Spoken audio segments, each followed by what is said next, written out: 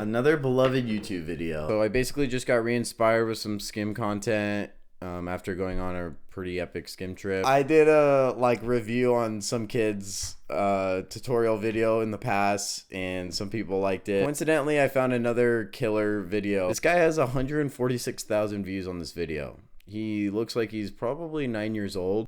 Hey guys, welcome to my tutorial on how to skimboard for beginners.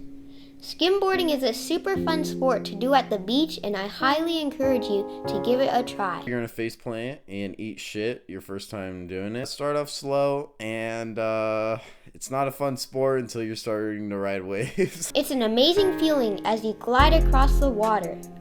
In this video, I'll give you step-by-step instructions and tips on how to learn faster. Just follow my 3 simple steps, and you'll be skimboarding in no time. Cool. Okay, are you ready? First, find a good spot. You need to find a flat beach to skimboard on. You need a stretch of water.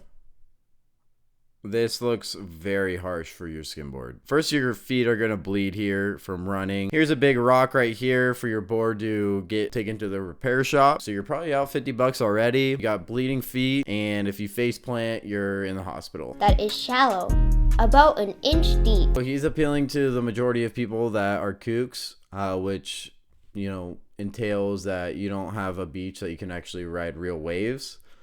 So you're automatically a kook because you're skimboarding at a lake. You can skimboard here.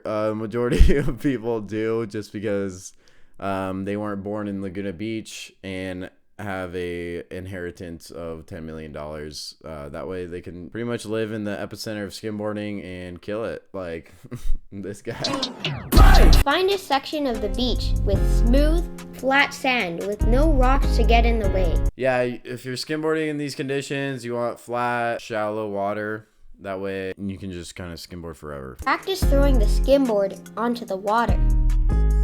I hold the board with my dominant hand at the back of the board. Yo, does your chick know what your dominant hand is? Shoot! And my other hand holding the front of the board. Then bend your knees, lean forward. You don't want to drop the board like that. You want to hold it on like towards the nose. Hold the board towards the nose, like right here, or like in the middle, just in like this area. And then you want to hold it on the opposite side towards the tail end of the board. Basically, your main goal is to drop the board as flat as possible. So you want to run fluently with your skimboard, run as fast as you can, drop it as flat as possible, and then get onto it. And when you're getting onto it, that's a key moment where you want to carry your running speed into the board, which carries your momentum through the water. Bring your board back and then swing the board low and parallel to the water. Yeah, parallel to the water, that's right. But you can see here he's not even running yet. So he's throwing the board and then gonna start running,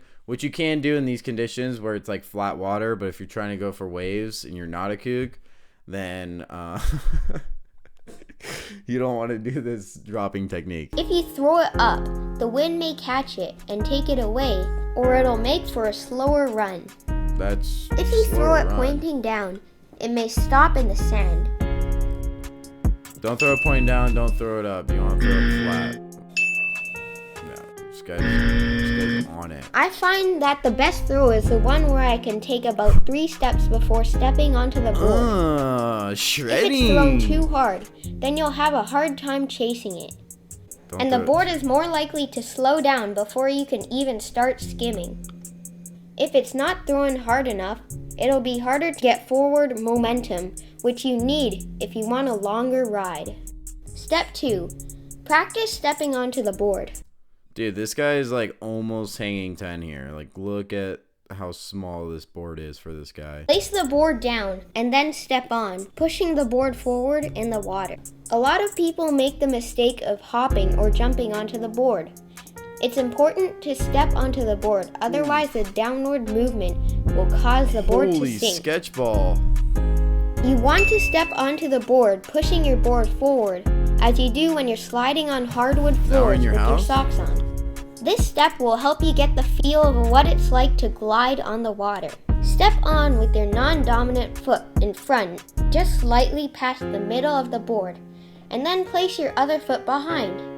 I like to spread my legs a little bit to help with balance. Step on with your feet turned a bit sideways. To get on your board, he wasn't right, but he wasn't wrong. The best way is like the 1-2 step. So you get on with your back foot first and then your front foot.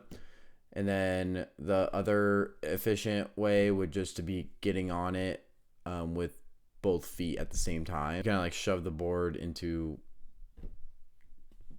the fucking water, whatever. When you're starting off skimboarding, you really just want to do whatever's comfortable. Get the fundamentals down after you like improve a little bit. Let's take a little break here before we move on.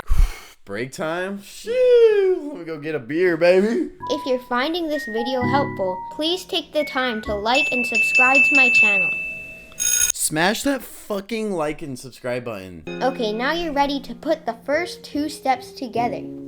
Start slow. Throw the board gently and practice stepping onto the board, using that forward momentum to keep you gliding on the water.